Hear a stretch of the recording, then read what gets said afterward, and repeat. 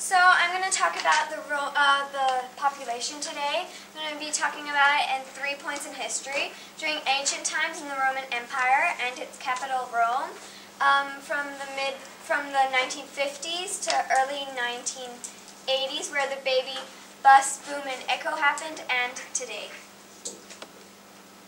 So in the Roman Empire, the world population at that time was between 200 and 300 million people. And the Empire of Rome was under the power of Augustus. The Empire of Rome was at 45 million people, which is 15% of the world population at that time. And according to Augustus, he declared that in 28 BC, the population was at 4,063,000. In 8 BC, it was at 4,233,000. And in AD 14, it was at 4,937,000. The drops and rises of the Roman population are as following, according to David Galbraith, but it's only a short part of the whole, it's only a short segment of when the Roman Empire existed.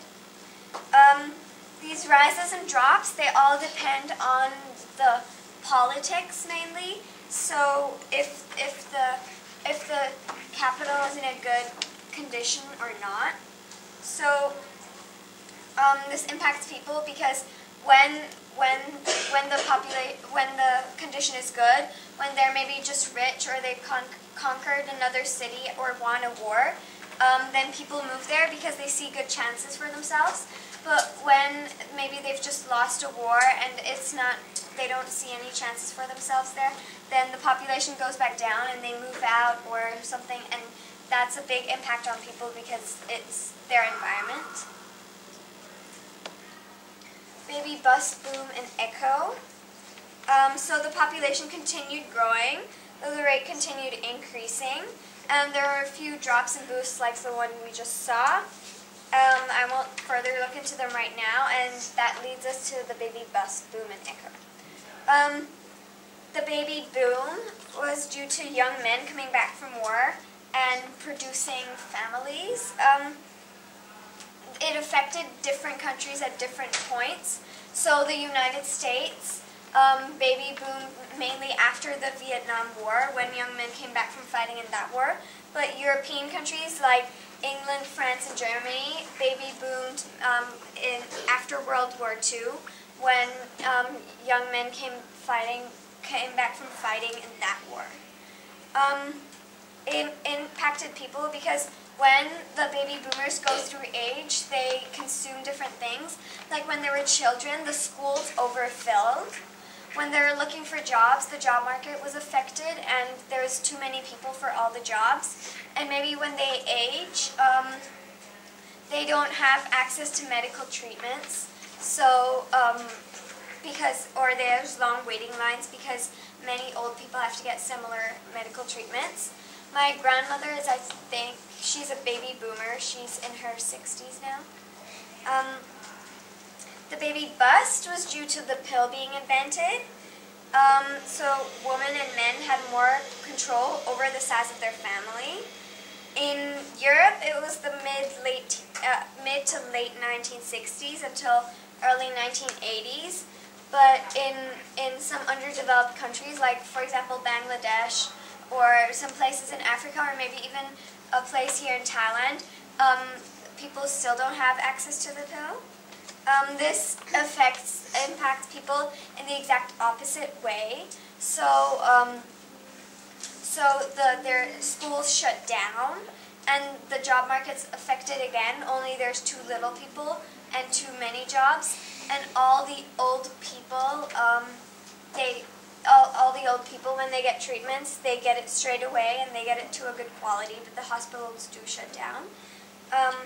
Then there's the baby echo, which is, the term was invented for the baby boom, but I think it can also be applied to the baby bust.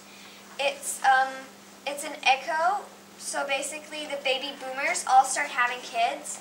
So there's more kids, more babies being produced because more more adults having babies, and that's the impact is a repetition of the baby boom. And the echoes of the boomers and busters faded out. After a while they were gone, and the speed of the population continued increasing, and it didn't slow down, and the rate didn't slow down either. Which leads us to today. Today we have a problem, and a good quote for that. Overconsumption and overpopulation underlie every environmental problem we face today.